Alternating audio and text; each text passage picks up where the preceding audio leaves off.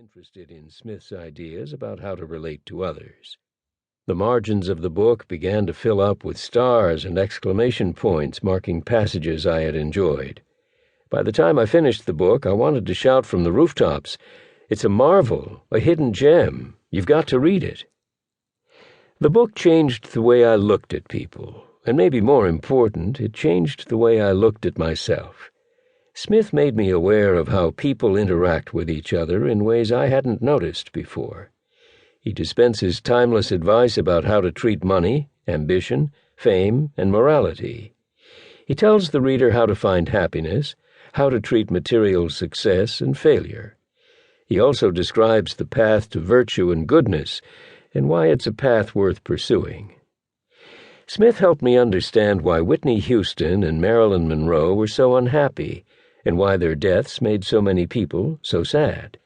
He helped me understand my affection for my iPad and my iPhone, why talking to strangers about your troubles can calm the soul, and why people can think monstrous thoughts but rarely act upon them.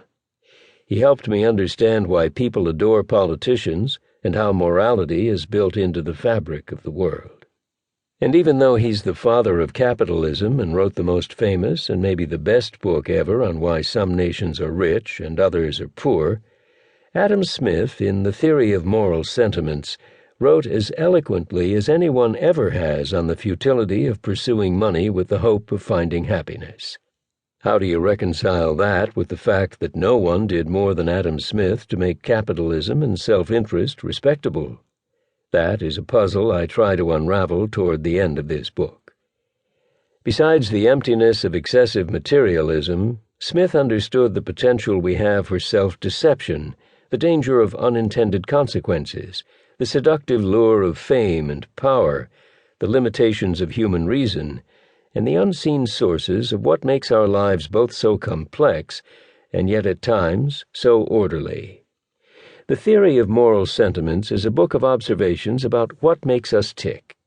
As a bonus, almost in passing, Smith tells us how to lead the good life, in the fullest sense of that phrase. The details of Smith's own life are fairly mundane.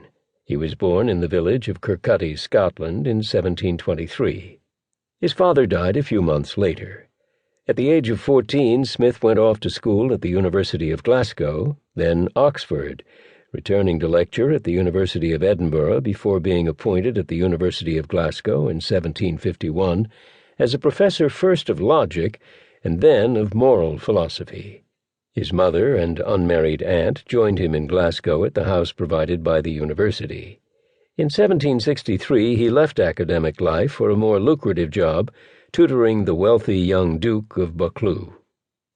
This must have been a rather dramatic change of pace for the 40-year-old Smith, giving him an intimate look at the lifestyles of the rich and famous of his day. For 2.5 years, Smith traveled in France and Switzerland with the boy, and along the way met some of the great European intellectuals of the time, including Voltaire, François Quesnay, and Henri Jacques Turgot. After returning from Europe, he spent the next decade in Kirkcaldy and then London, working on The Wealth of Nations. In 1778, Smith moved from London to Edinburgh to live with his mother and several cousins. That same year he was appointed one of the 5 commissioners of customs in Scotland, leading a bureaucracy that sought out contraband and collected duties, or what we now call tariffs. Perhaps the most influential defender of free trade in the history of political economy, spent the last years of his life reducing the flow of smuggled goods and collecting taxes for the government from importers. Other than his time in Europe, Smith appears to have led what most would call a particularly unexciting life. He was a lecturer, a professor, a tutor, 3 jobs that are renowned for being removed from what might be called reality. Joseph Schumpeter wrote, "No woman, excepting his mother, ever played a role in his existence. In this, as in other respects, the glamours and passions of life were just literature to him." Schumpeter exaggerated a bit, but Smith never married. He died in 1790 at the age of 67. Such was Smith's outer life. But what about his inner life? No journal or diary survived Smith's death. He asked